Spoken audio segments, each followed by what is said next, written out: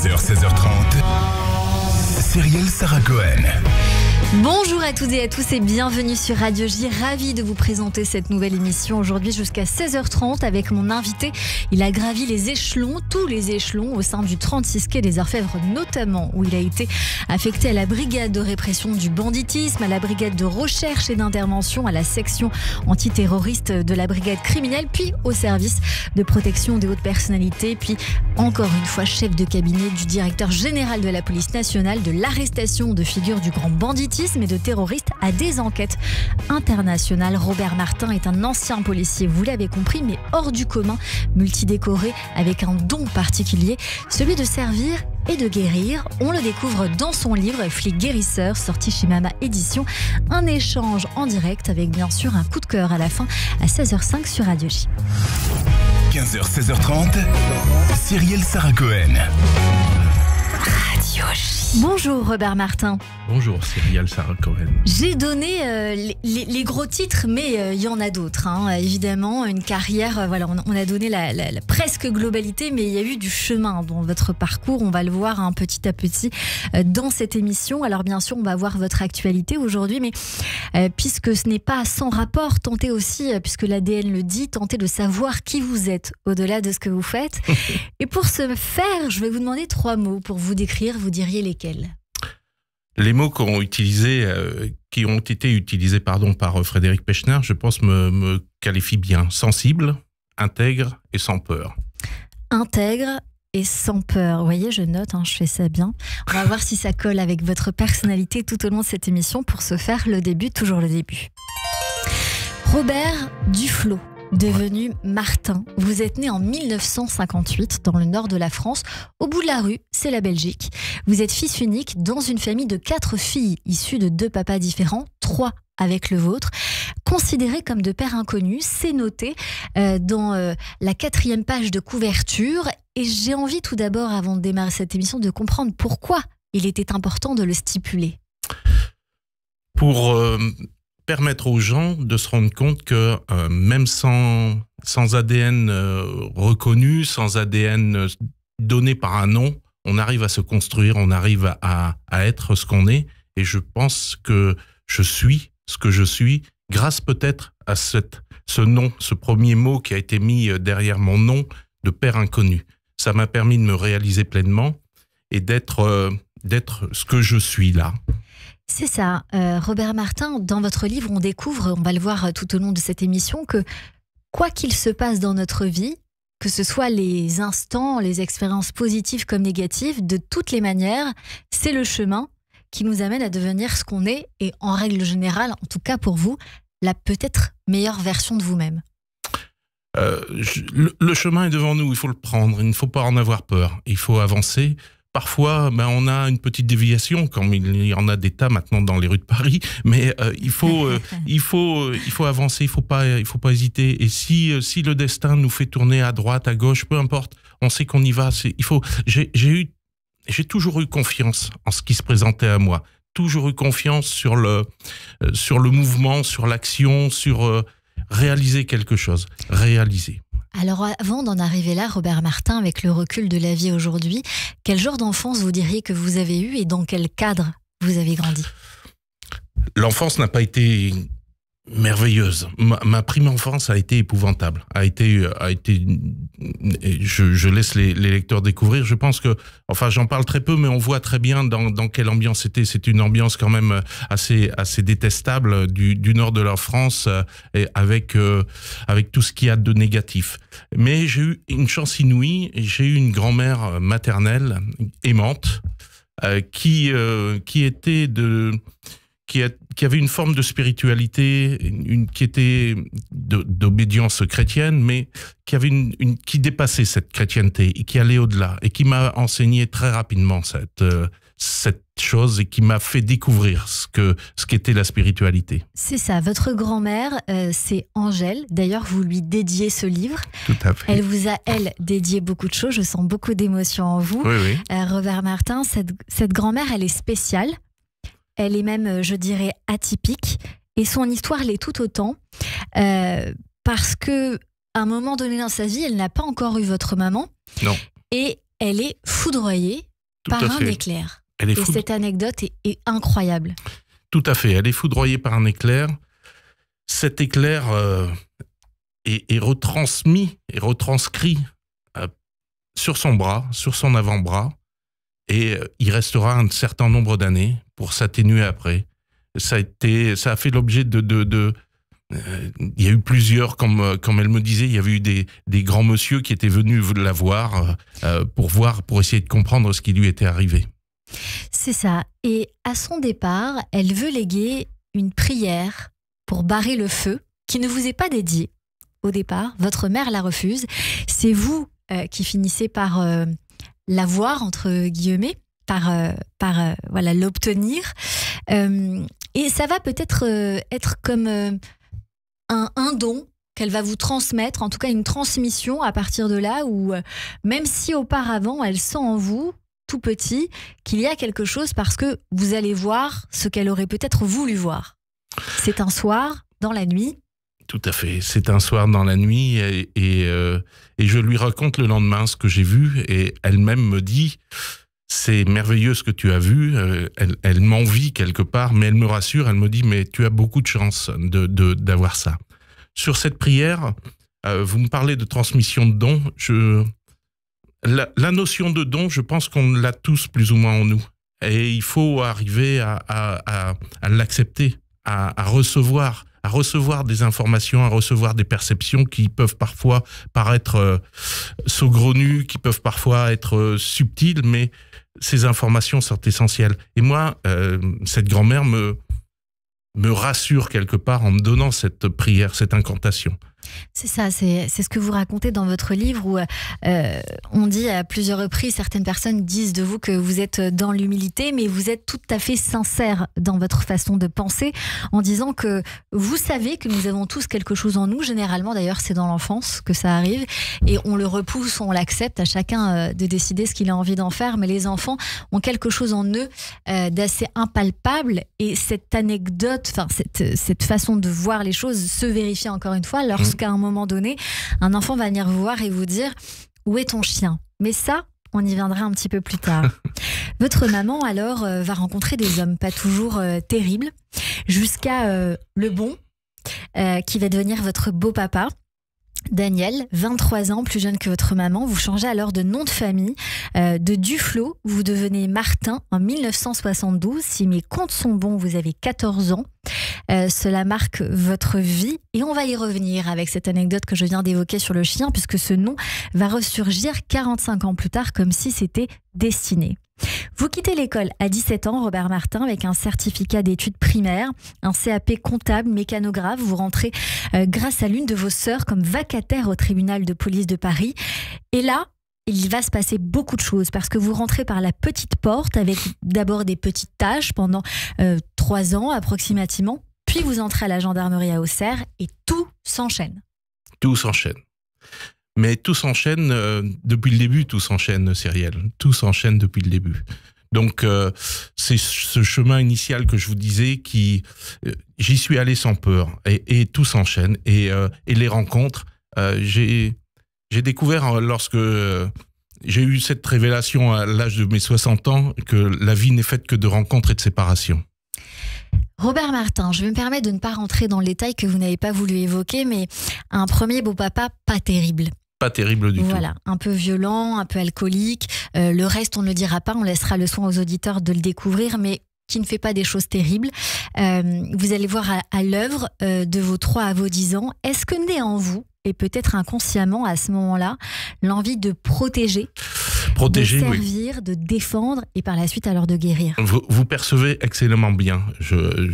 J'ai devant moi une personne très sensible qui a beaucoup de qualités, qui parfois peut-être les met de côté également. Donc voilà, je peux me permettre. Merci. Si je peux me permettre. Oui, effectivement, dès le début, je protège. Je veux protéger. Protéger, c'est quelque chose pour moi d'essentiel. Et la vie a fait que la gendarmerie, la police nationale me demandaient d'intégrer son corps pour pouvoir protéger, pour pouvoir aider, pour pouvoir soutenir, pour pouvoir accompagner, pour pour soulager la société. C'est ce qui va se passer très vite. Vous allez vous faire remarquer. La gendarmerie veut vous garder. Vous optez pour la police. Vous passez un concours d'enquêteur de police que vous réussissez grâce à votre QI notamment. Vous allez ensuite gravir tous les échelons évoqués tout à l'heure. De la police judiciaire de Paris au 36 quai des Orfèvres. Vous êtes affecté, donc je le redis, à la BRB, la BRI, la SAT, donc la section antiterroriste de la brigade criminelle, puis au service de protection des hautes personnalités, notamment un Premier ministre. Vous finissez chef de cabinet du directeur général de la police nationale que vous avez évoqué tout à l'heure et qui est Frédéric Pechnard, donc une personnalité que l'on connaît très bien. Qu'est-ce qui vous a le plus marqué, si ce n'est peut-être de raconter cette première anecdote où vous vous faites remarquer, Robert Martin, avec cette histoire de cette merveilleuse femme libanaise qui rentre dans votre bureau? Oui. Qu'est-ce qui m'a le plus marqué, vous me demandez ça. Qu'est-ce qui m'a le plus marqué? Mais évidemment tout, parce que tout est dans votre livre. Voilà, tout. Mais si vous deviez raconter une anecdote assez incroyable que vous avez vécue, ou peut-être vous vous êtes même surpris vous-même. Des anecdotes, là, j'en ai vraiment beaucoup d'anecdotes. Vous vous doutez bien que là, j'en ai mis qu'une partie. J'ai voulu faire un livre accessible et qui est fluide, qui permet une lecture rapide. Mais des anecdotes, j'en ai beaucoup. Vous citez cette Libanaise qui rentre dans mon bureau, qui est le déclencheur pour moi de quelque chose. Parce que avec cette Libanaise, j'arrive, avec cette belle Libanaise, vous avez raison de le dire, j'arrive avec mes perceptions, mes intuitions, et je réalise que ça fonctionne et que je peux utiliser ce genre de choses. Après, encore une fois, c'est la seule affaire où j'ai fait quelque chose. Toute ma carrière, je n'ai fait partie que de groupes, parce que la police judiciaire, contrairement à ce qu'on peut s'imaginer, c'est pas un individu, ce sont des groupes. Ce sont des groupes constitués d'individus. Et ces groupes constituent des brigades. Et c'est ces brigades-là, la force de ces brigades, l'unité, la coordination de tous les hommes qui sont à l'intérieur de ces brigades qui arrivent à résoudre des affaires. Chez nous, les Colombos, il n'y en a pas. Si vous avez devant vous un flic qui dit « j'ai fait telle affaire, j'ai réussi telle affaire », c'est un menteur. Robert Martin, on dit de vous que vous êtes guérisseur, magnétiseur ou encore thaumaturge. Pour un homme de foi, ce qui vous plaît beaucoup, c'est le don de finalement faire des miracles. En quoi ce don vous a été utile dans vos fonctions de flic, ce qui est quand même très différent, et à qui vous les avez préconisés? Alors ça m'a toujours aidé, mais je n'ai jamais voulu les utiliser dans quoi que ce soit. Dans aucune affaire.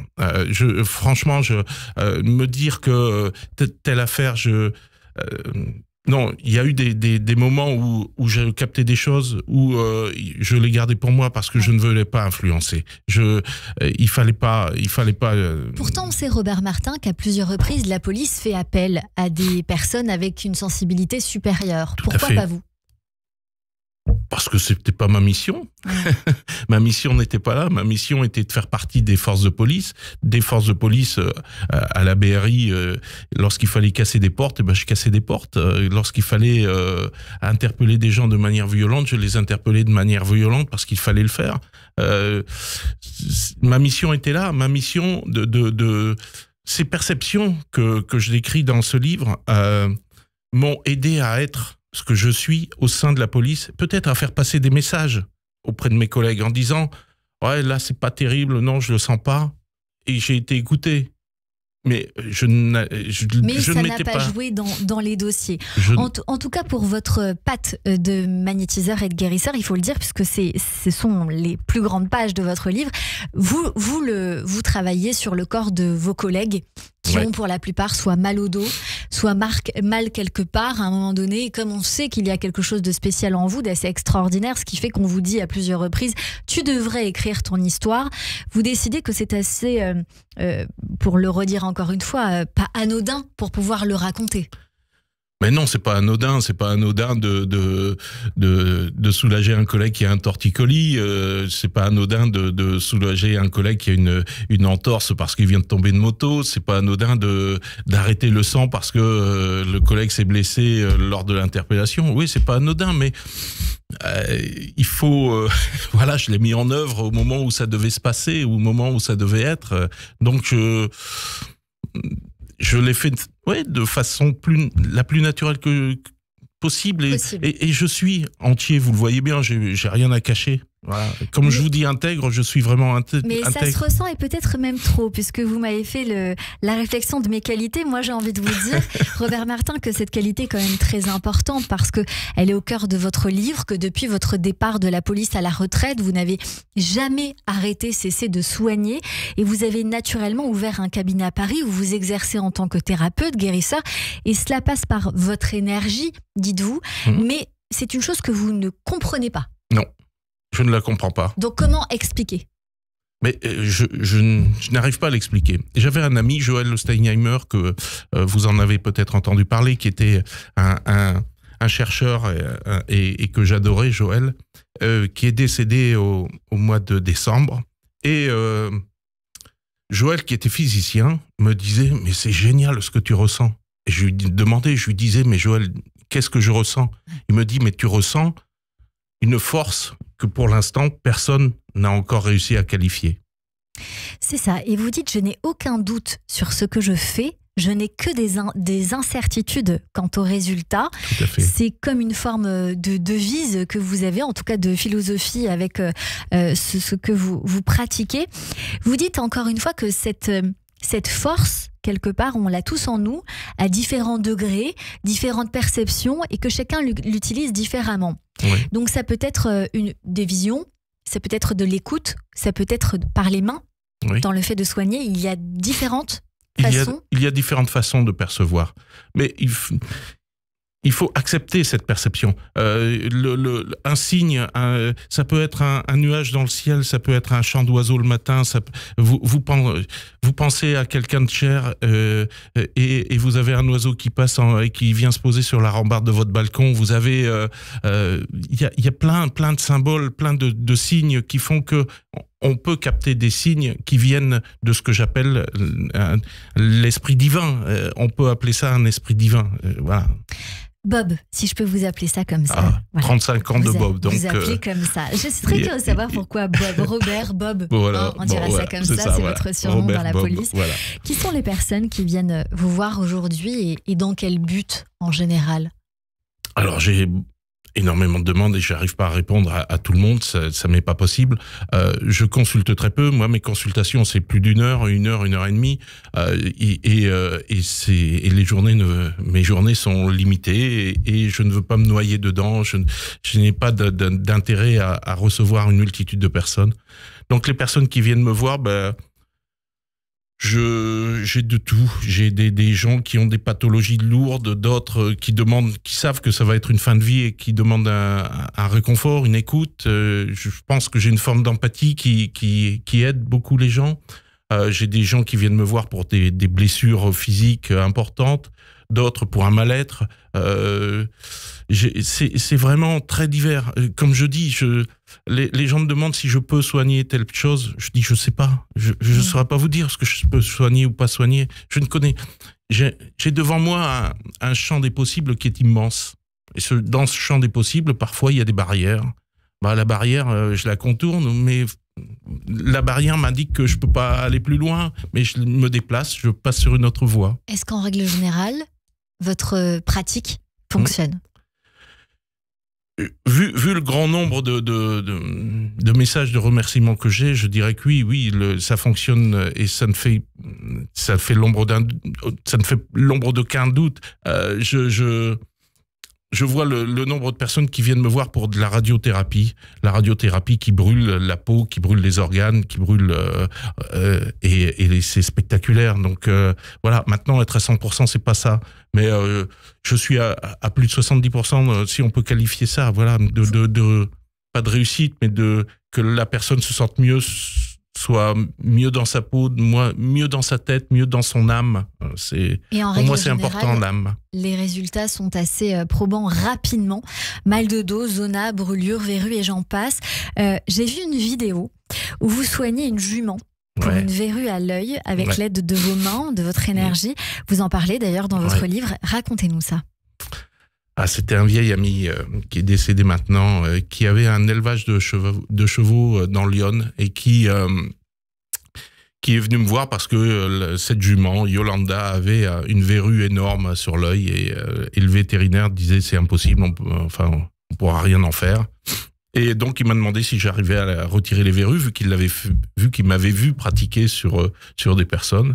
Et c'est la première verrue de chevaux que je fais. Et alors que vous n'étiez pas très adepte du cheval. Pas du tout, non. J'avais même une phobie du cheval, mais ça c'est une autre histoire qui m'est arrivée dans ma jeunesse sur les chevaux. Et cette phobie, il me l'a fait passer et je suis allé sur cette jument qui était accompagnée de son poulain et c'était merveilleux. C'était un moment extraordinaire. Et donc quand la verrue est tombée, même le vétérinaire a pris des photos parce qu'il comprenait pas pourquoi la verrue était tombée. Et moi non plus, je sais pas pourquoi la verrue est tombée. Robert Martin, je vous disais tout à l'heure en vous posant quelques questions, vous me répondiez que finalement tout était prédestiné, que le chemin c'est le chemin. Il y a une anecdote autour de votre prénom, que j'aimerais beaucoup que vous nous racontiez. C'est une anecdote qui est dans le livre, oui, qui est assez étonnante. Je change de nom donc en 1970. Je change de nom pas en 72, en 70. Et donc je quitte Robert Duflot et je deviens Robert Martin. Et je me retrouve dans la ville d'Arcachon. Et là, j'ai une révélation où il faut que je me déplace. J'entends une voix là clairement qui me dit ne m'oublie pas, viens vers moi. Enfin, ne m'oublie pas. Donc je me déplace. Je cherche, je regarde sur Internet et la géolocalisation sur Internet me fait émerger un Robert Martin, guérisseur, qui se disait chef des guérisseurs, c'est encore plus extraordinaire. Et donc je me mets en quête de retrouver toutes les représentations de Robert Martin, chef des guérisseurs, et je me retrouve devant sa statue. Au moment où je prends la photo, il y a un petit garçon qui vient vers moi et qui me dit « Il est où ton chien ?» Je lui dis « Je sais pas où il est, mon chien. J'ai jamais eu de chien. J'ai pas de chien. » Et il me répond « Si, il est où ton chien ?» Et derrière, une dame arrive et l'histoire fait que ce petit garçon, c'était le descendant propre de ce Robert Martin, chef des guérisseurs. Qui potentiellement avait un chien. Qui avait 2 chiens et qui font l'objet d'un blason qu'il a lui-même créé. Il était un peu mégalomane, je n'ai pas du tout le profil de Robert Martin. Bon, en chef tout des cas, guérisseurs. Il y a le nom chef des guérisseurs. C'est une très jolie histoire. Restez avec nous, on continue cette émission avec l'ancien policier Robert Martin pour son livre Flic guérisseur chez Mama Édition que Radio J vous offre. Pour le gagner, téléphonez gratuitement au 01 77 62 72 89. Vous laissez votre nom, votre adresse, votre numéro de téléphone. Premier arrivé, premier servi. Tout de suite, le rappel des titres sur Radio J.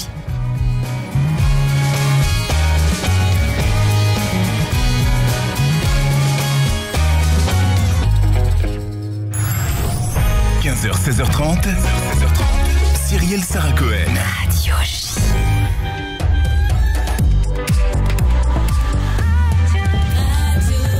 – 15h30 sur Radio J, bonjour et bienvenue. Tout de suite, le rappel des titres avec Etanit Beleich.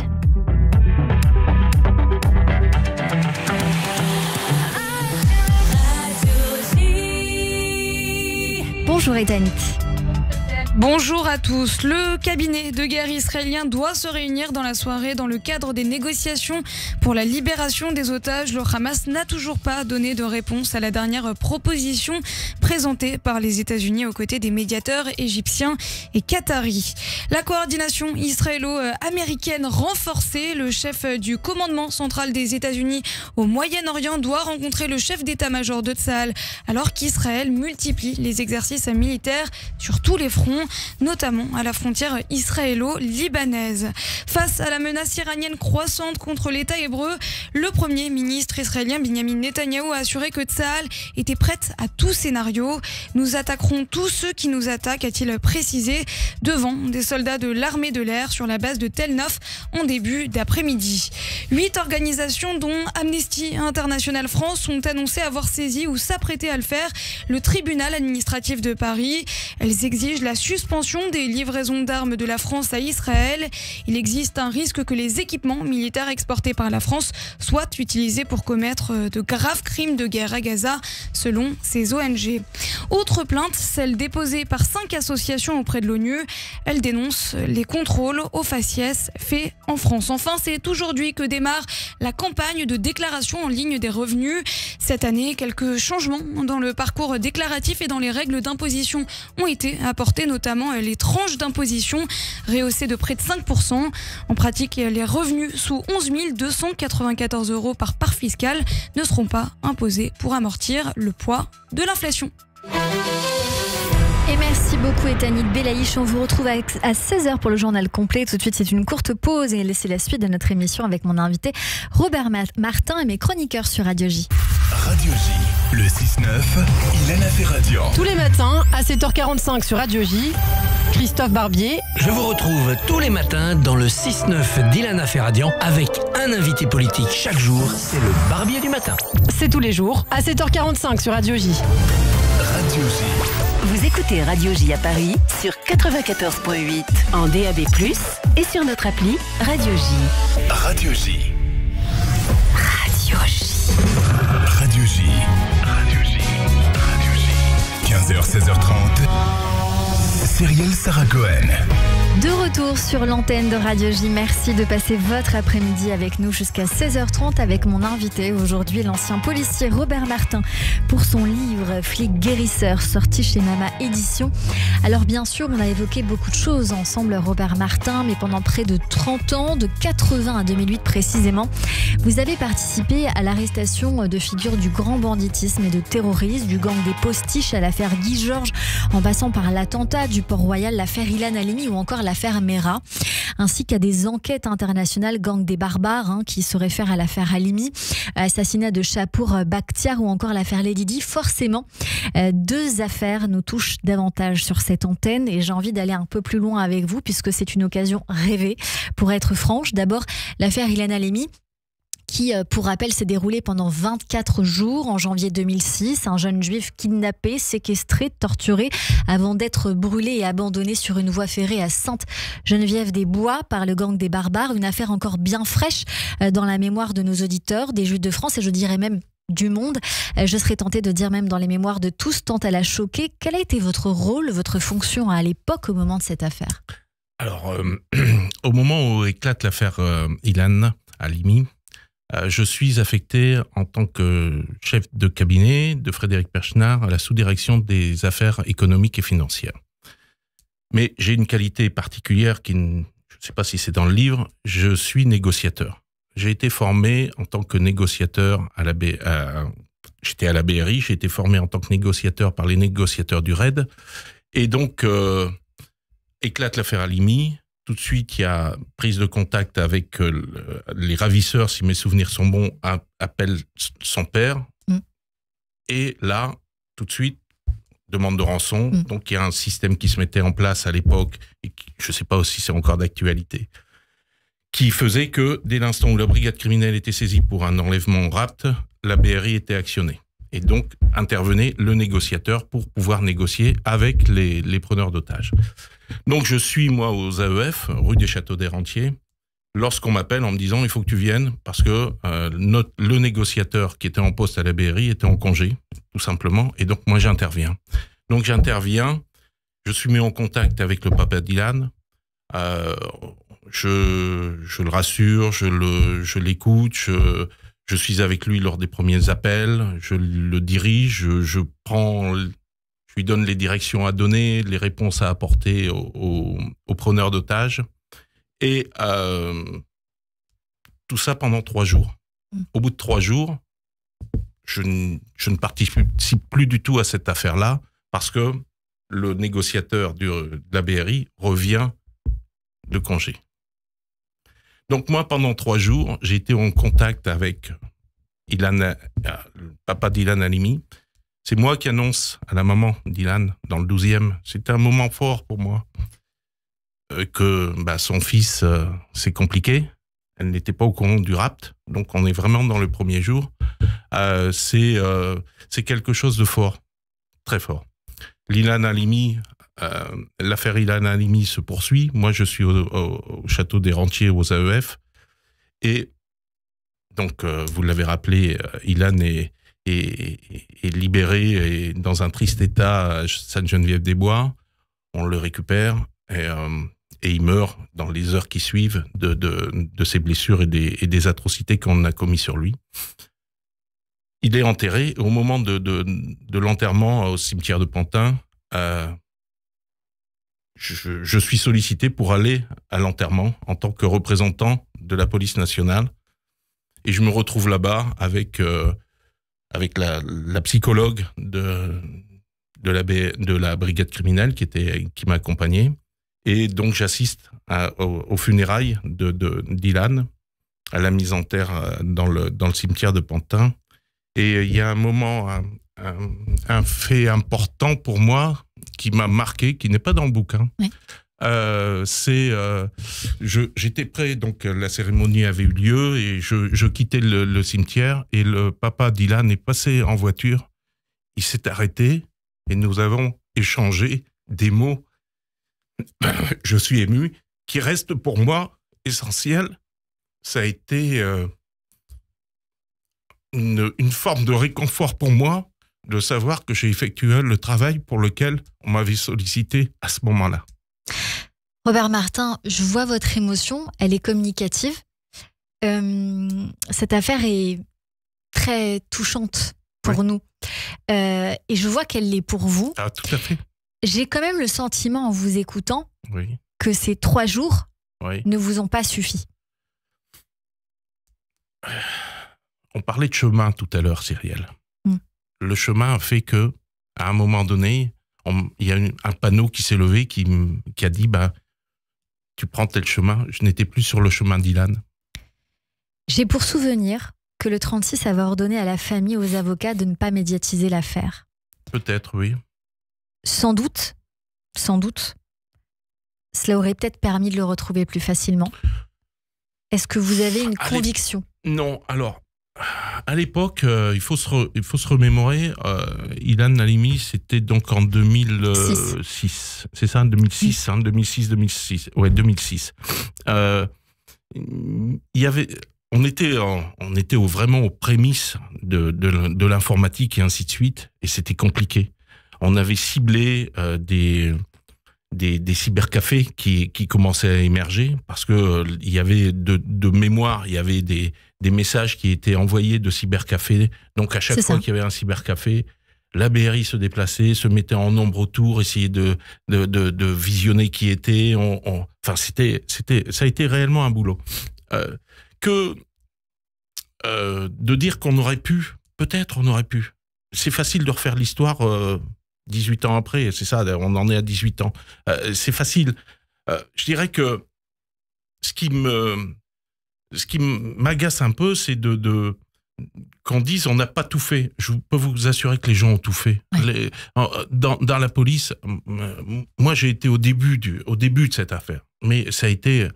j'ai pas dormi pendant... J'ai dormi chez le papa d'Ilan pendant 2 nuits. Donc on est investi à 100% dans ces affaires-là. On est investi à 100%.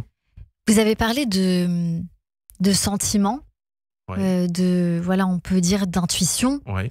Est-ce que vous aviez senti quelque chose que vous n'avez pas pu dire ? Écoutez, j'ai dit une phrase au papa d'Ilan et cette phrase, c'est cette phrase-là qui m'a redonné au cimetière. Ouais.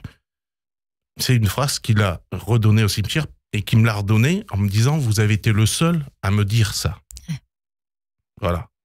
Cette phrase, je la garde pour moi. Si lui veut en parler, il en parle, mais c'est quelque chose pour moi. Voilà. Et ça reste entre vous. Et ça reste entre lui et moi.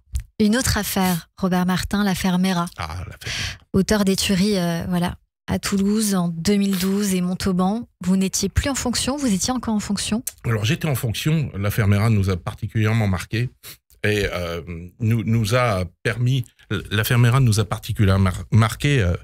J'étais avec Frédéric Pechner, nous étions partis en déplacement, un déplacement qui était prévu de longue date pour partir à l'île de la Réunion et Mayotte.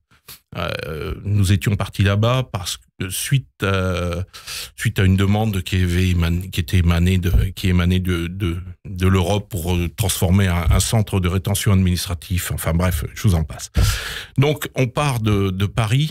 Il y a déjà eu un meurtre, le premier militaire. Et le jour où on part de Paris, Imad Ibn Ziaten. Voilà. Et le jour où on part de Paris, les 3 militaires à Montauban sont tués. Mais le voyage pour nous est engagé, donc on part quand même. Les instructions sont données, tout est mis en place. Nous avons, il y a eu un boulot aussi conséquent qui a été fait avec à la fois c'était déjà la DCRI, la police judiciaire, enfin les renseignements. Tout est mis en place pour pouvoir travailler ça, parce que très rapidement, dans un premier temps, vu que la première personne assassinée est d'origine maghrébine, les 3 militaires sont 2 de maghrébins et un africain. On s'est dit, on a affaire à l'extrême gauche, à l'extrême droite. Ouais. C'est parti là-dessus dans un premier temps. Et très rapidement, on identifie que c'est les mêmes tireurs. Et là, le travail se met en place avec les études de vidéosurveillance et ainsi de suite. Et on arrive à se rapprocher et on s'approche. Et moi, je ne suis pas aux affaires. Je suis pas dans l'affaire je suis très loin avec Frédéric Pechner, mais on est tenu au courant qu'on se rapproche. Et au moment où on va reprendre l'avion pour revenir en France, on nous annonce que Mera est identifié, logé, et que on va faire son interpellation aura lieu dans la nuit, alors qu'on prend l'avion là-bas, dans cette fameuse nuit qui nous conduit de La Réunion à Paris. Et nous nous retrouvons donc à Paris, où là, le téléphone, à peine atterri, sonne en disant « ça s'est mal passé, on n'a pas pu faire l'interpellation ». Voilà, pour tout un tas de raisons, l'interpellation n'a pas eu lieu. Et là commence le siège de l'appartement de Mera. Et nous partons avec Frédéric Pechner, on fait un stop and go à Orly et on repart sur Toulouse, afin de soulager parce que dans l'organisation de la police, pour les négociateurs comme pour le RAID, il faut toujours des intermédiaires. Or là, il y avait le ministre de l'Intérieur qui était arrivé et il y avait une pression supplémentaire du politique qui faisait que pour travailler sereinement, il faut toujours mettre des filtres. Et nous arrivons là-bas et avec Frédéric Pechner me demande d'organiser, de structurer, de refaire, de par ma connaissance que j'ai du milieu flic, d'organiser ça. Tout se met en place. Je suis pas le seul. Il y a une organisation qui se fait. On trouve des locaux pour héberger les gens, pour faire une temporisation. Et le siège dure. J'assiste à quelques négociations avec le négociateur. Je me souviens bien de l'endroit et voilà. Et ensuite, le dénouement d'Ilan de Mera, on le neutralise. Ce qui m'a fait un drôle d'effet, c'est de comment ça a été repris ici. Il faut savoir que dans les jours qui ont suivi, nous avons été invités par le gouvernement israélien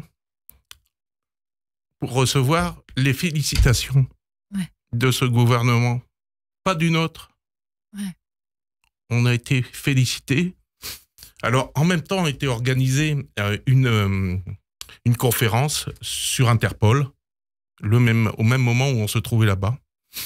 Et donc, les représentants d'Interpol de toutes les polices étaient là-bas à Tel Aviv. Et on leur a présenté, on a monté ça, mais de manière très rapide, comment nous sommes intervenus et quelles ont été les circonstances d'identification d'Ilan Halimi. De Mohamed Mera. Mohamed Mera, pardon. Ouais, c'est dans votre cœur. Et Mohamed Mera. Et Mohamed Mera, donc, et ce qui nous a fait chaud au cœur, c'est que tout le monde, je suis ému, toutes les personnes présentes se sont levées pour nous applaudir. Ouais. Alors qu'ici en France, c'était pas la le cas. Police, on nous a traités de tous les noms. C'est ça. Comme si c'était impossible ce qu'on a fait, on l'a tué pour pas le faire parler, mais c'est du fantasme encore. Ouais. Or, je vous assure, l'affaire Mera a été menée de bout en bout comme il fallait. La mort des petits-enfants, la mort de toutes les personnes que Mera a rencontrées, je n'ai pas de... Moi, ma philosophie, c'est de dire, c'est épouvantable, c'est atroce, mais je ne connais pas pourquoi ces gens-là sont décédés. Merci Robert Martin. On va prendre une petite page de souffle. On va parler de la culture. Vous allez prendre un petit verre d'eau. Je vais le prendre avec vous parce que c'était très chargé en émotions. Je pense que nos auditeurs le ressentent bien. On va s'intéresser à la culture que vous aimez ou qui pourrait vous plaire. Et tout de suite, David Schweger va nous emmener au théâtre pour une affaire. Et mes acclamations, mon enthousiasme, viva notre bienfaiteur. Olé, olé, olé. Bonjour David. Bonjour Cyrielle et bonjour Robert Martin. Bonjour. Alors quand il s'est agi de trouver une pièce susceptible de vous plaire, la partie n'a pas été facile, mais je fus tenté de vous mettre sur le coup d'une nouvelle enquête, en vous dénichant un polar théâtral doublé d'une dimension un peu médiumnique. Et le titre de la pièce que je suis allé voir mardi soir est le suivant: Le crime était parfait, ou presque. Alors attention à ne pas confondre avec Le crime était presque parfait, un titre presque identique, mais qui est celui d'un célèbre film d'Alfred Hitchcock de 1954 avec Grace Kelly et Robert Cummings. Alors on est très tenté de savoir de quoi il s'agit. Dites-nous tout, David Schweger. Alors, il s'agit d'une sorte de polar comique écrit par une plume célèbre, puisqu'il s'agit de personne d'autre que l'auteur de la célèbre série H sur Canal+, Jean-Paul Battani, célèbre encore pour être co-auteur de la première saison de Caméra Café ou des Guignols de l'info. Peut-être que vous connaissez un petit peu ces séries. Je connais, j'ai un peu de culture. Il met en scène Térébenthine, trentenaire, renfermée et énigmatique, cadenassée chez elle. Elle ne vit que pour son amour du cheval, du Christ et dans la haine de sa mère, dont la simple évocation lui entraîne une poussée de syndrome de Gilles de la Tourette. Vous savez, elle ne peut s'empêcher de hurler des noms d'oiseaux à l'adresse de sa génitrice. Alors, actrice pour des films publicitaires, elle est surtout sélectionnée, malheureusement pour elle, pour sa laideur. On l'appelle pour des publicités vantant la chirurgie esthétique ou pour faire la promotion de nourriture riche et peu glamour, le pâté, la saucisse de foie, le saucisson. Le début de la pièce nous la présente tout à l'ennui de sa petite vie triste et fade à courir après les cachets de ses publicités sordides. Imaginez que dans cette petite vie va soudain débarquer à la fois l'effroi et le surnaturel. À sa porte sonne une jeune femme qu'elle pense être une employée de l'EDF, venue relever son compteur. Enfin, c'est ce que la jeune femme lui a dit en la contactant. Mais ne voilà pas que la jeune blonde qui débarque la supplie d'écouter son histoire. Elle supplie Térébenthine de bien l'écouter jusqu'au bout. Elle fait le même rêve chaque nuit. Térébenthine va l'assassiner, elle en est sûre. Dans son rêve, elle lui passe une gigantesque épée à travers le corps et un cochon lui sourit avant qu'elle ne décède.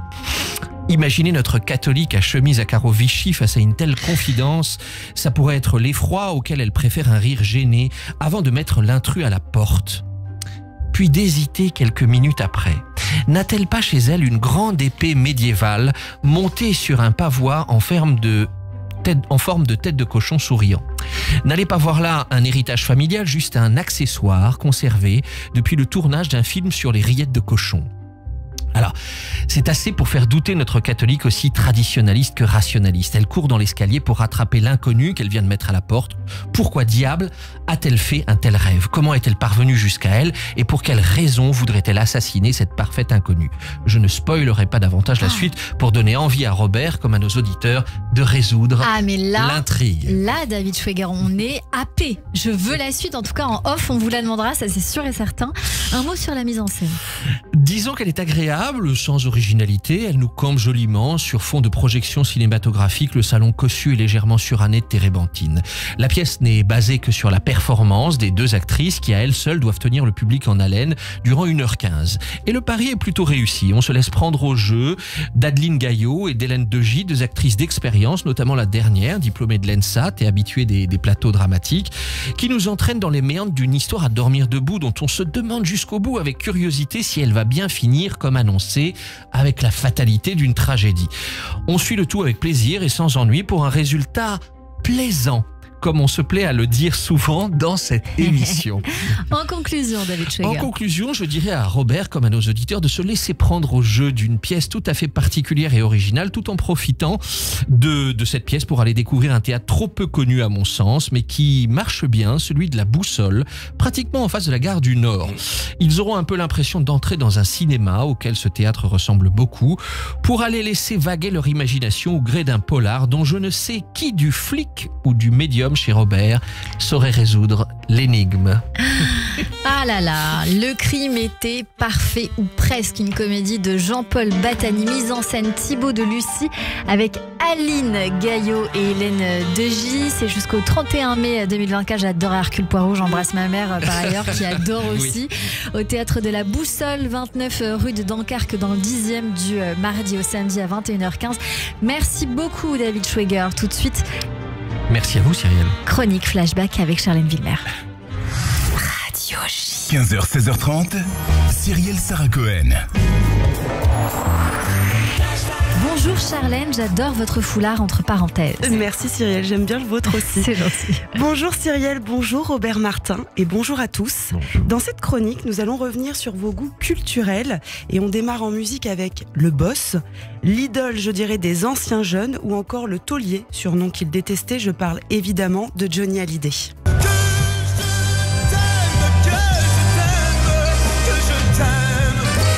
Flashback, nous sommes en 1969 quand sort le tube Que je t'aime. Succès dès sa sortie, cette chanson demeure l'une des favorites du public.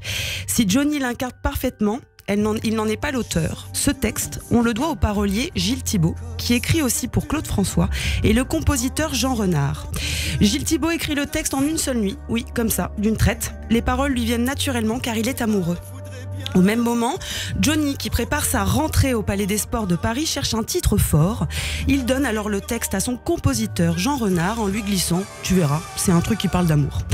Et alors là, accrochez-vous, car cette chanson est le fruit d'un méli-mélo. Le musicien lit d'abord un autre texte, « Ce que l'amour a blessé ». C'est donc sur d'autres mots qu'il compose la musique de Que je t'aime. Parce que Jean Renard, Louis, contrairement à l'auteur, il n'est pas amoureux. À l'inverse, il traverse une période sentimentale difficile, donc la musique qu'il crée est plutôt nostalgique. Johnny n'aime pas du tout le résultat. Retour à l'envoyeur qui cette fois compose sur les bonnes paroles.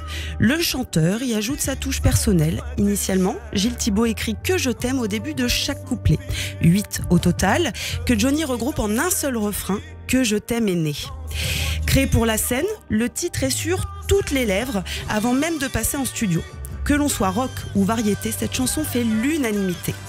La tournée d'été qui suit bat des records d'affluence et Que je t'aime provoque des scènes d'hystérie et même des évanouissements. Et pour connaître les détails croustillants des tournées de Johnny, je vous propose le dernier livre de son bassiste qui vient de sortir, Johnny H et moi, aux éditions Cherche Midi. Oula, ça donne très envie. J'ai adoré cette histoire. C'est Fred Jimenez, son bassiste. Voilà, pour le clin d'œil. Pourquoi vous aimez cette chanson précisément, Robert Martin ? C'est l'amour, Cyrielle. Ouais. L'amour qui devrait diriger ce monde. L'amour. L'amour, et oui, tout est dit dans ce titre et dans ce que vous venez de dire de toutes les façons. On va poursuivre alors en musique avec un artiste que vous aimez également et qui revient en concert l'été prochain.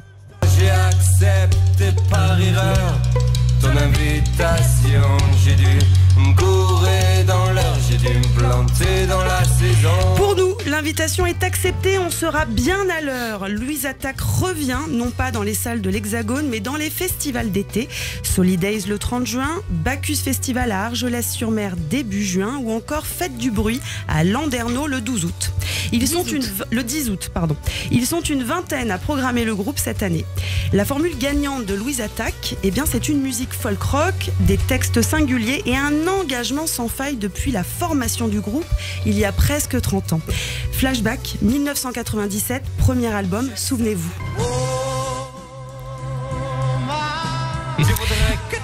Voilà, on y est. Ah, c'était pas mal aussi. 14 titres composent ce premier album. 2,8 millions d'exemplaires sont vendus, devenant la 5e meilleure vente d'albums en France et la plus grande dans l'histoire du rock français. Le groupe démontre que le succès est possible par les tournées et le bouche à oreille malgré le manque de soutien au départ, notamment dans les médias. Le groupe est créé 3 ans plus tôt sous le nom de Caravage, en référence au peintre italien. Gaëtan Roussel et Robin Fex, rejoints par Alexandre Margraf à la batterie et David Anthony à la guitare principale, ne percent pas. Ils enchaînent les bars, les foyers ruraux pendant 4 ans en vain. Après le départ de David, devenu leur ingénieur du son, ils recrutent Arnaud Samuel comme violoniste via une annonce. Et l'aventure Louise Attaque commence. Le deuxième album du groupe, comme on a dit, sorti en 2000, se vend à 700 000 exemplaires, mais la pression et le manque d'inspiration les conduisent à faire une pause, la toute première. Le groupe se prépare et donne naissance à 2 nouvelles formations, Tarmac avec Gaëtan Roussel et Arnaud Samuel, et Ali Dragon avec Robin Fex et Alexandre Margraf. C'est le 3e album, à plus tard Crocodile, sorti en 2005, suivi d'une tournée internationale qui réunit le groupe. En 2007, 2e pause pour le groupe après avoir envisagé l'enregistrement d'un 4e album.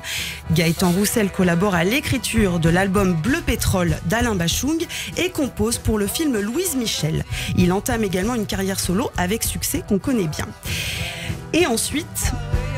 Louise Attaque va se réunir, je crois, pour un single assez inédit. Tout à fait. Le single du monde tout autour, sorti en 2011 et se produit à la télé dans les émissions comme Taratata et Alcaline. Ils parviennent à sortir leur 4e album, enfin, Anomalie en 2016. Et plus récemment, ils sortent Planète Terre en 2022 avec le titre Nous, on veut vivre nous, repris en duo avec l'artiste qu'on adore, Texas, l'an dernier. Et on va terminer. Louise Attaque, juste en parallèle, on le rappelle quand même, est à retrouver en concert cet été dans les festivals. Et on va terminer avec de la lecture et un livre que vous nous recommandez de lire, Robert Martin. Et si l'amour était plus fort que la mort ? C'est l'objet du livre « La mort ne nous séparera pas ». Lorsque Franck Laguillière-Rondeau, l'auteur, rencontre l'homme de sa vie, c'est le bonheur total. Mais après un mariage et plusieurs belles années de vie commune, tout s'effondre. Son compagnon, atteint d'un cancer, finit par être emporté. Alors, lorsqu'un papillon se pose sur son épaule, quelques jours après le décès, Franck comprend que son âme sœur est toujours là, à ses côtés.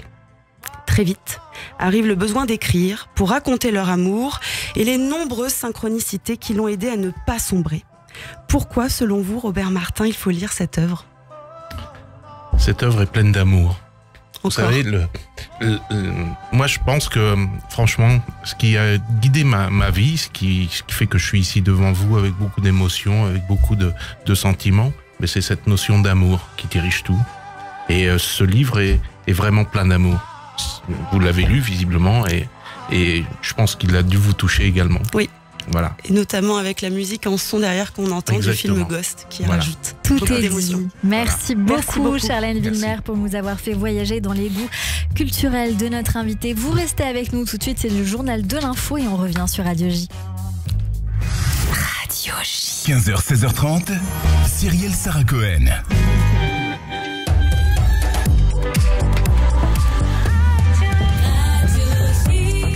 Il est 16h, bonjour à toutes et à tous et bienvenue sur Radio J. Tout de suite, le journal de l'info avec Etanit Beleïch.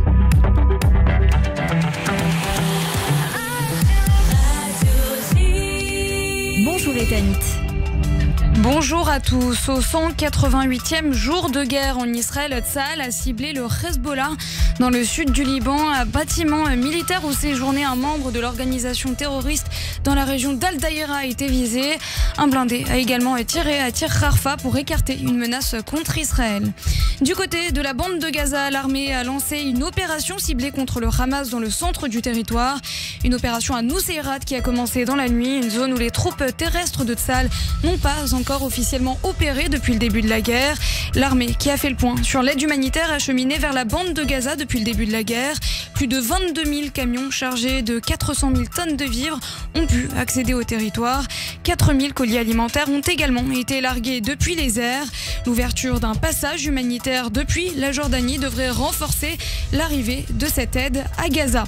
Anthony Blinken s'est entretenu avec le ministre de la Défense israélien Yoav Gallant au sujet de la menace iranienne. Le chef de la diplomatie américaine a réitéré le soutien des États-Unis à la sécurité d'Israël, s'engageant à défendre le pays en cas d'attaque iranienne. Des propos qui ont suivi ceux du chef de l'État américain en déplacement au Japon, Pascal Sunshine. On a entendu hier soir les déclarations du président Biden réaffirmer l'engagement indéfectible des États-Unis pour la sécurité d'Israël. Et le chef de la Maison-Blanche a ajouté que les États-Unis feraient tout ce qui est en leur pouvoir pour assurer la sécurité d'Israël face aux menaces de l'Iran ou de ses milices dans la région. À la mi-journée, le général Michael Kurilla, qui commande le CENTCOM, les forces américaines déployées en Asie centrale et au Moyen-Orient, est donc arrivé en Israël pour une série d'entretiens, notamment avec le chef d'état-major de Tsahal et le ministre de la Défense. L'objectif étant de coordonner les dispositifs de défense contre des attaques en provenance de l'Iran ou de milices pro-iraniennes dans la région qui pourraient participer à des frappes conjointes contre des objectifs stratégiques sur le territoire israélien et que les services de renseignement américains considèrent donc comme imminentes. Notre correspondante en Israël, Pascal Zenchai. En France, le président de la République était à Bergerac ce matin pour relancer l'économie de guerre. Emmanuel Macron qui a déposé la première pierre d'une usine de poudre pour obus en Dordogne dans le sud-ouest de la France. Le chef de l'État a exhorté les industriels à accélérer le passage au mode économie de guerre sur le site de Renco, leader européen des poudres à explosifs, accompagné des ministres de l'économie Bruno Le Maire et des armées Sébastien Lecornu. On l'écoute. Le monde a changé depuis un peu plus de 2 ans. En vrai, il avait commencé à changer il y a 10 ans avec la première attaque de la Russie en Crimée, mais les choses se sont accélérées. Et vous nous avez entendu parler de manière régulière, en effet, d'économie de guerre. Ceci, c'est une nécessité du moment, tenir, fournir des armements à l'Ukraine pour résister. Ma conviction, c'est que c'est une réalité de la géopolitique dans laquelle nous allons vivre durablement.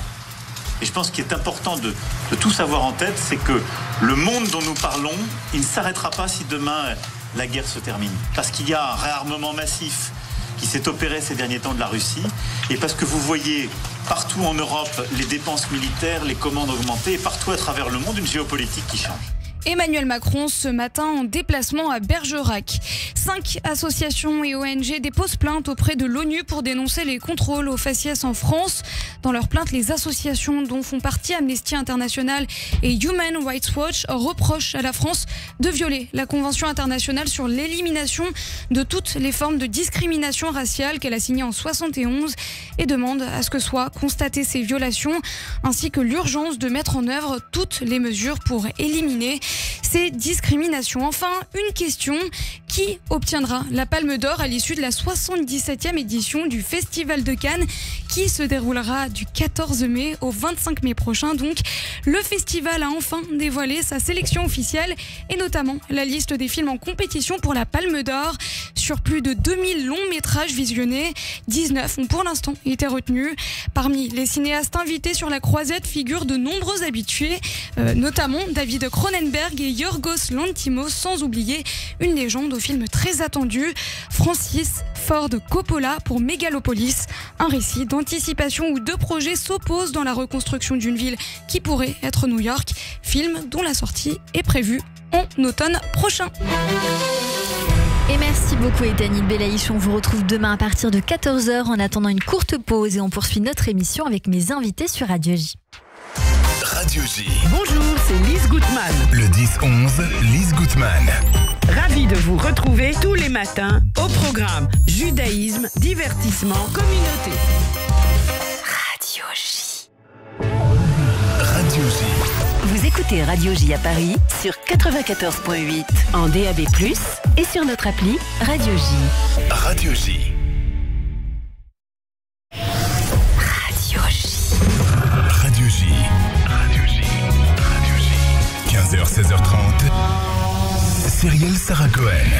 Merci à toutes et à tous de nous rejoindre sur l'antenne de Radio J. Si vous êtes avec nous depuis le début de cette émission, merci pour votre fidélité avec notre invité aujourd'hui, Robert Martin, pour ce livre Flic guérisseur, sorti aux éditions Mama Édition, que Radio J vous offre. Pour ce faire, vous pouvez bien sûr nous appeler comme tous les jours. On vous fait gagner des cadeaux sur l'antenne de Radio J. Pour ce faire, vous appelez sur donc le numéro que je vous donnerai dans une poignée de secondes sur notre antenne. On poursuit tout de suite avec l'introspection. Oscar Wilde a dit, cher Robert Martin, parfois nous pouvons passer des années sans vivre du tout et tout à coup, notre vie entière est concentrée dans un seul instant. Essayons de faire ça maintenant avec 10 questions pour encore mieux vous connaître. La première est celle-ci. Si vous aviez la possibilité de reprendre votre vie depuis le début, changeriez-vous quelque chose ?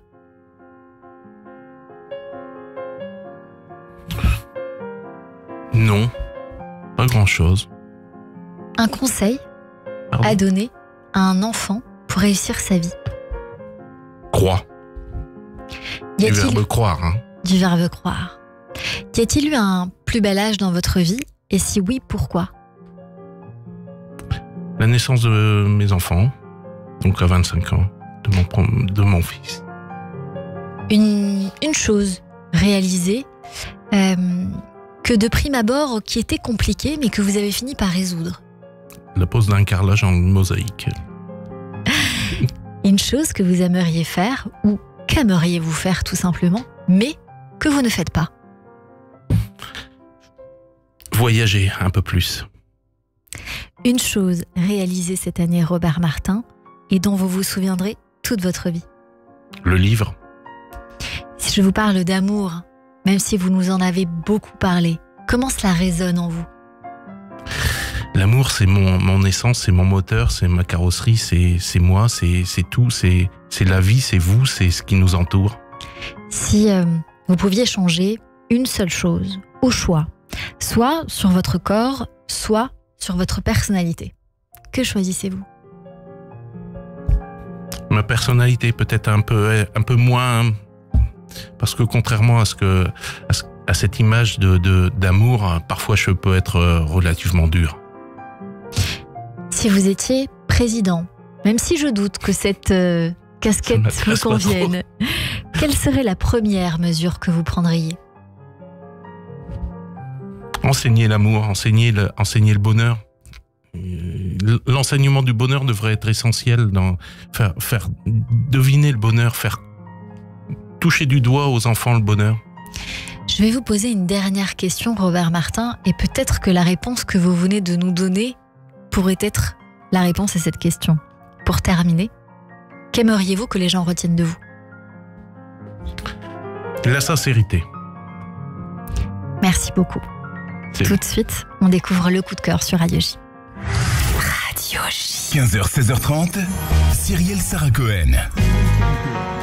Bonjour les mauvaises langues. Bonjour Cyrielle. Je suis ravie de vous avoir en face de moi. Alors j'ai Philippe et Hervé. Exactement. C'est bien on ça. est OK. 25 ans de carrière. Vous venez nous voir pour la sortie de votre 8e album, Étrange Affaire.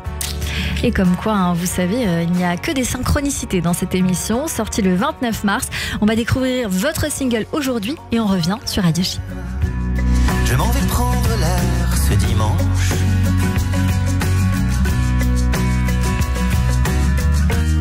Le vent caresse l'eau, caresse les bateaux sur la mer du Nord et la Manche. Je cherche la frontière, les falaises d'Angleterre, inquiétude.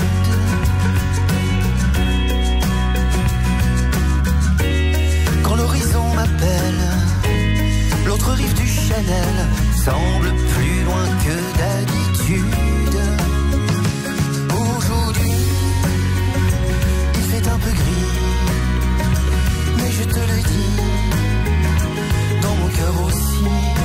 Aujourd'hui, il fait un peu gris, je n'ai pas compris que tu sois parti. See you soon, baby. See you soon, baby.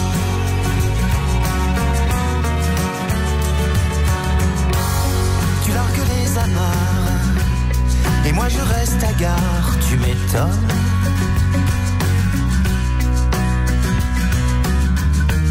J'ai tant de souvenirs, pourrais-je revenir? Oui, j'aime encore Brighton et London. C'est une mélancolie, c'est un Canterbury dans l'enfance. C'est un London Calling, quelques livres sterling dans les poches de l'adolescence. Aujourd'hui, il fait un peu gris, mais je te l'ai dit, dans mon cœur aussi. Aujourd'hui, il fait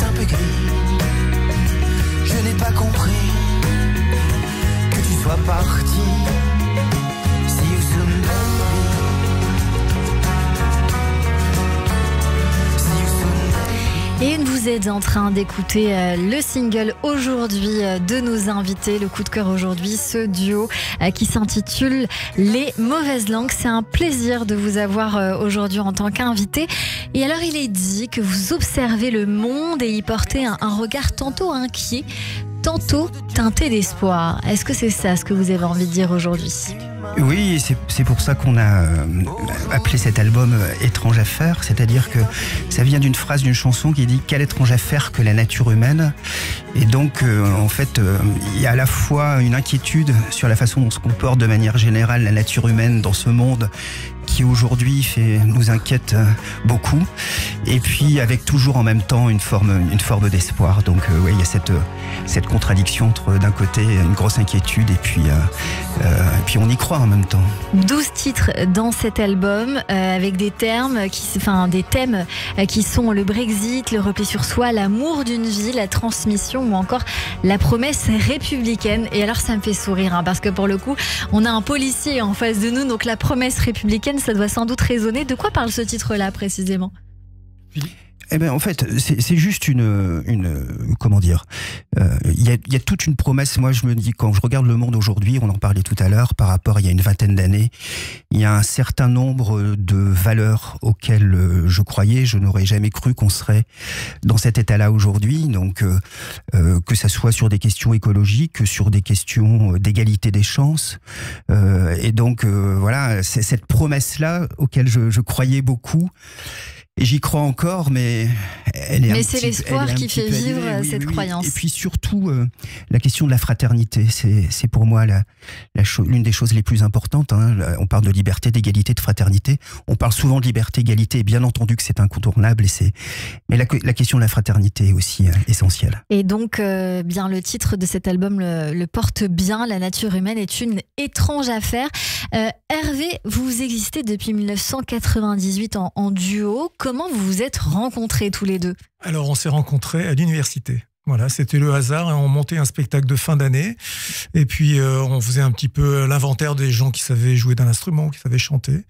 Et voilà, et Philippe m'a rencontré juste à la sortie d'un cours d'anglais. On a dit salut, bonjour, moi je joue de la basse, moi je chante. Et tout est parti de là. Voilà. Et alors aujourd'hui, ça fait 25 ans que vous êtes tous les deux dans ce groupe qui s'intitule donc Les Mauvaises Langues depuis le début. J'imagine comment ce titre est arrivé. Ce titre de groupe, ce nom de groupe. Alors en fait, ça vient d'une chanson. Dans les premières chansons qu'on a écrites, c'est sur ces moments où on est entre collègues ou entre amis et on se met à dire du mal des autres, surtout de ceux qui sont pas là. Et comme ça nous collait bien, voilà, comme on était plutôt dans cette nature-là. Quand on cherchait un nom de groupe, c'était une époque, donc c'était à la fin des années 90, où les gens s'appelaient quelque chose, les innocents, les têtes raides, voilà, toute cette tendance. Et on s'est dit, les mauvaises langues, à la fois on l'est un peu et puis ça sonnait pas mal, donc on a gardé ça. On va écouter un titre que j'ai beaucoup aimé, Les Fiches Bristol. Jaune pâle, rose pâle, du bleu ciel, du vert pastel, du carton, des carrés, des carreaux, juste l'essentiel de formules et de mots, de dates d'histoire qu'on ne révise jamais assez tôt. Trop tard, trop tard. Je cherche un pourquoi, une piste, en moins un souvenir d'école. Est-ce pour me prouver que j'existe? Peur que mon enfance s'envole, que je fais des listes sur des fiches Bristol.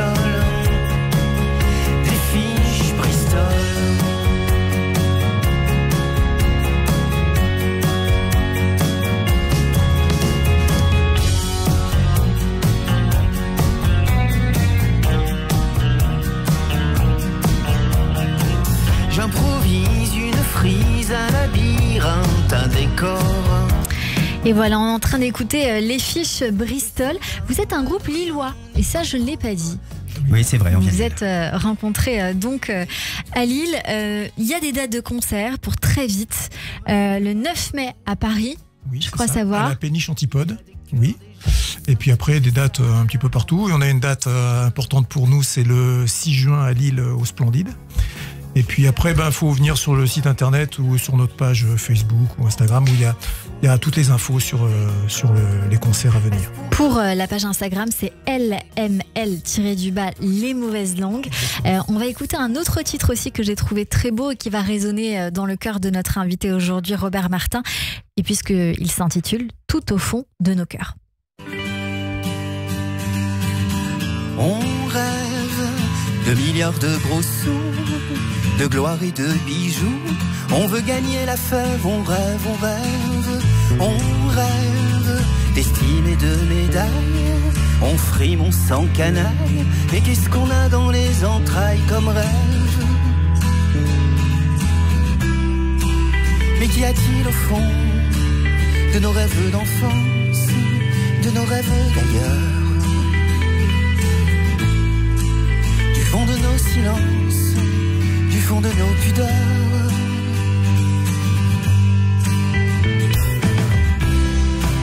Loin de nos arrogances, de nos vies d'imposteurs, des leçons des rancœurs. Mais qu'y a-t-il au fond, tout au fond de nos cœurs? On court après je ne sais quoi, on ne sait pas pourquoi. Toujours et pour toujours, on court, on trace. Vite il faut qu'on ramasse, vite il faut qu'on amasse. Sur nos valeurs on fait l'impasse, on passe. Mais qu'y a-t-il au fond de nos rêves d'enfance, de nos rêves d'ailleurs? Les mauvaises langues avec ce titre que nous sommes en train d'écouter sur l'antenne de Radio J, tout au fond de nos cœurs. Il faut dire que vous avez traversé beaucoup de choses, beaucoup de festivals, beaucoup de concerts tous les deux. Qu'est-ce qu'on peut vous souhaiter de plus pour la suite aujourd'hui? De quoi vous rêvez tous les deux encore? Parce que c'est ce que vous dites aussi encore dans cette chanson. Ouais, mais on rêve que ça continue en fait. C'est une aventure d'amitié avant tout. Donc tant que ça dure, on est heureux. De sincérité et d'amitié, c'est ce que vous dites dans votre communiqué de presse. Vous avez fait, juste pour rappel, quand même une première partie Jacques Higelin aux Francopholies de La Rochelle. Vous avez été coup de cœur de l'Académie Charles Cros. Vous avez joué au Trabando, la Maroquinerie, le Café de la Danse, le Ninkasi ou encore le Théâtre Barbet à Bordeaux. Et puis voilà, plusieurs albums. C'est le 8e aujourd'hui. Je recommande chaudement de venir vous voir en concert. Vous êtes 5 sur scène, il faut le dire aussi, 2 aujourd'hui, mais 5 en réalité. Donc pour venir vous voir en concert, Les Mauvaises Langues, eh bien, on le rappelle, c'est jeudi 9 mai 2024, donc très bientôt à Paris, sur la péniche Antipode dans le 19e arrondissement de Paris. Vous serez également une date importante le 6 juin à Lille. Vous serez à Arras le 22 juin. Et puis bien sûr, d'autres dates à donner que l'on retrouve sur vos réseaux sociaux. Merci 1000 fois d'avoir été notre coup de cœur aujourd'hui. Et puis un mot de la fin qui vous revient. Vous dites ce que vous voulez, puisque généralement c'est un coup de pouce, mais pour vous, ce sera peut-être autre chose. Oh tout simplement, merci beaucoup. On est content d'être là. Donc voilà. Et Hervé, tu voulais peut-être dire quelque chose? En fait, c'est pour qu'on, dans la continuité de tout à l'heure, en fait, l'idée d'entendre nos chansons en radio, comme ça, dans le casque, ça me fait un truc tout particulier, en fait. Ouais, je me mets à votre place. Elles sont en train de s'envoler dans les airs vers les auditeurs. Ça fait toujours quelque chose. Et c'est souvent ce que je dis, je souhaite toujours une belle envolée. Alors, belle envolée à cet album Étrange Affaire, que j'ai moi en physique dans la main aujourd'hui, mais qu'on peut retrouver, j'imagine bien, en streaming, sur les plateformes un peu partout. Et bien voilà, merci 1000 fois d'avoir été notre coup de cœur du jour sur l'antenne de Radio J. Vous étiez donc avec nous, Philippe Moreau et Hervé Poinas, pour parler de votre groupe lillois fondé à Lille, qui s'intitule Les Mauvaises Langues, à retrouver sur Instagram, L-du-bas, Les Mauvaises Langues. Radio J.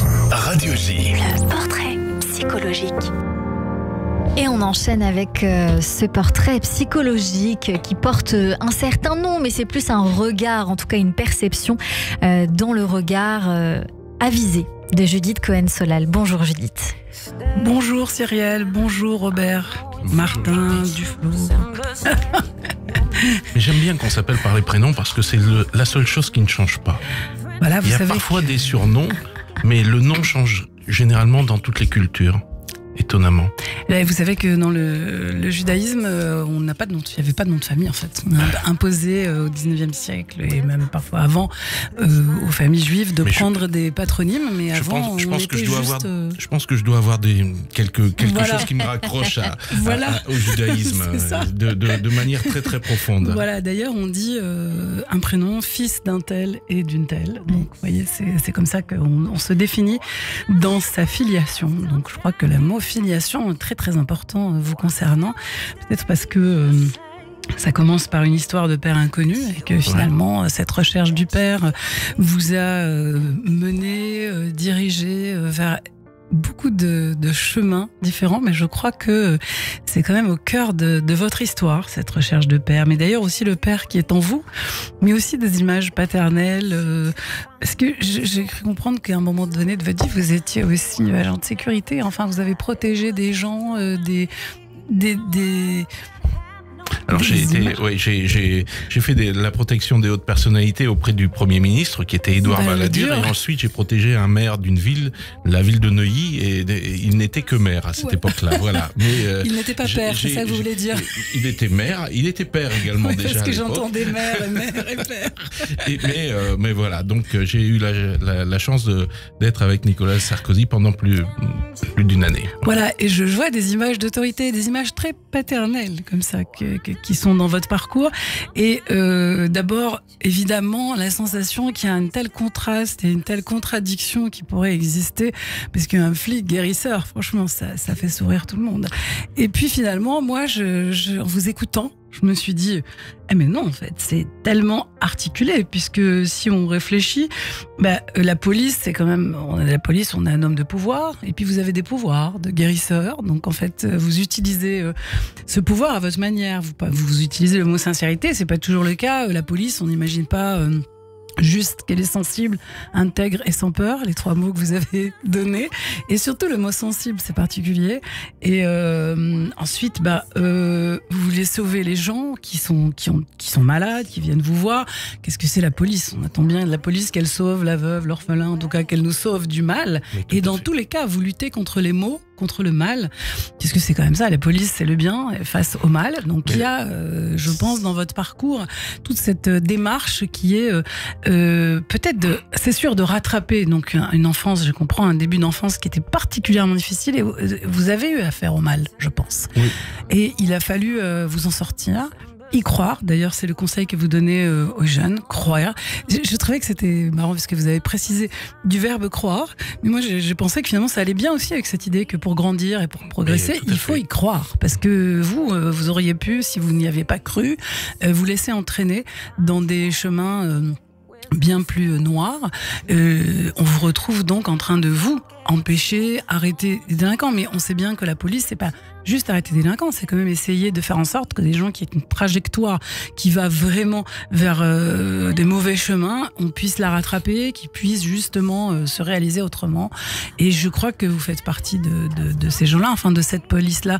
Avant on appelait ça, il y a eu un moment où il y avait une police de proximité, où on avait donc entendu, alors je sais pas c'était bien ou pas dans le projet tel qu'il était, mais en tout cas on avait entendu qu'il pouvait y avoir un lien entre la police et les jeunes, et des jeunes qui justement pouvaient avoir devant eux des destins pas très formidables, et que justement ce lien avec la police pouvait changer le cours de la trajectoire. Et je pense que vous incarnez assez bien, en tout cas c'est à ça que ça m'a fait penser en vous écoutant.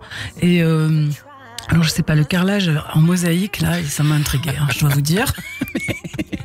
Et c'est marrant, un flic qui parle d'amour, qui dit l'amour, il faut de l'amour. Et en même temps, quand on vous voit de face, et puis je vous regardais sur l'écran, c'était extrêmement émouvant quand vous avez parlé du père d'Ilan Halimi, parce que je pense que ce qui vous a le plus touché, c'est le père d'Ilan Halimi. C'est ce lien du père avec son fils, et vous avez essayé avec ce père de sauver le fils. Je pense que vous essayez de sauver des pères. Tout à fait. Dans tous les cas, de les réhabiliter, de les sauver. Il y a vraiment quelque chose avec l'image du père. Et vous étiez tellement extrêmement émouvant, les larmes aux yeux. Enfin, moi, j'étais très touchée. Et tout à l'heure, j'étais assise là-bas et je vous ai vu de profil. Et là, j'ai compris quand vous avez dit, vous savez, je parle d'amour, mais moi, j'ai tendance à être dure. Et oui, c'est vrai que vous avez un profil assez raide. Et là, on comprend que vous avez pu avoir des positions d'autorité où il fallait trancher, décider. Fallait pas rigoler. Et il fallait aussi savoir à quel moment c'était le moment de tirer ou pas, au sens propre, au sens figuré. Et c'est vraiment intéressant. Enfin, vous avez un profil qui est tellement particulier. Et une autre image de... Ça intrigue le psychologue? Ah, moi, vous savez, je ne vois que des profils particuliers. En plus, je suis psychologue et psychanalyste. Alors, vous savez, il y a quelque chose donc, qui rejoint là, dans la question de l'écoute, parce que là, vous écoutez beaucoup les gens. Ils viennent vous parler. Vous avez dit qu'il y avait des gens qui venaient vous raconter. Et moi, je me suis dit, c'est vrai que la police, en fait, est tout le temps en train d'écouter des témoins, tout le temps en train d'écouter des gens raconter des histoires. Il faut savoir faire le tri entre le vrai et le faux. Et il faut savoir, avec une intuition, entendre qu'est-ce qui est vrai, qu'est-ce qui est pas vrai. En fait, il faut entendre quelque chose dans le fond de l'autre et de où est sa vérité. Je pense que dans le guérisseur, enfin, de ce que vous traduisez, mais c'est ça qu'il faut savoir faire. Et bon, moi, il se trouve que justement dans ma pratique, j'ai des patients qui m'ont parlé des coupeurs de feu. Et c'est bien ça que vous avez, comme le coupeur de feu. Et je me suis aperçu qu'il y avait des soignants qui m'ont parlé des coupeurs de feu. C'est-à-dire que les gens qui vont... Donc c'est pas juste un délire, hein. C'est-à-dire qu'il y a des soignants très sérieux, des médecins, des services en cancérologie qui justement, suite à des radiothérapies... Mon nom est donné par, absolument. Par des services. Ce ne sont pas juste des idées, il y a des gens qui permettent justement de réduire ce qui est néfaste dans la radiothérapie et ce qui fait... donc ça s'appelle les coupeurs de feu. Donc ça a l'air un peu fou, mais oui, ça fonctionne. Donc moi, j'ai tendance à dire que j'y crois, puisque là, on est vraiment plein. De toute manière, on y croit, on croit toujours. Comme vous le disiez tout à l'heure, le peuple juif, il faut croire à des choses un peu irréaliste. Voilà, donc, dans tous les cas, pour croire qu'il a pu se passer tout ce qui s'est passé. Et donc, ça m'a fait penser à ça. Alors, je vous le dis, puisqu'il y a toujours une petite référence, justement, au judaïsme dans le portrait. Alors, je me suis dit que, finalement, dans les grands personnages juifs, il y a beaucoup de rabbins, des rabbis, des prophètes, mais il n'y a pas de flics, en fait. Alors, pourquoi il n'y a pas de flics? Parce que, vous savez quoi? Le témoin vient raconter une histoire. On fait une enquête sur la probité du témoin. Donc, ça me rappelait vraiment quelque chose de vous, la probité, la sincérité, parce qu'il se trouve que ce sont les témoins qui doivent exécuter la sentence. Donc c'est quand même assez particulier, et je trouve que voilà, vous m'avez fait penser à ça. Donc vraiment très très intéressant, et j'ai envie de dire bonne route, parce que vous avez encore beaucoup de choses à faire. Merci beaucoup Judith Cohen-Solal, notre psychanalyste que l'on retrouve tous les jeudis sur l'antenne de Radio J. C'est la fin de cette émission. On finit avec Que je t'aime. Merci beaucoup Robert Martin d'être venu nous voir pour votre livre Flic guérisseur chez Mama Édition. Merci beaucoup. Radio J offre votre livre. Pour le gagner, c'est très simple. 01 77 62 72 89. Vous laissez votre nom, votre adresse et votre numéro de téléphone. Premier arrivé, premier servi, comme les gagnants du Jubuzz Comedy Club hier. Merci à toutes et à tous de nous avoir suivis, au duo Les Mauvaises Langues d'avoir été avec nous. Et rendez-vous lundi dès 15h avec la philosophe Aruna Lipschitz. À très vite sur Radio J.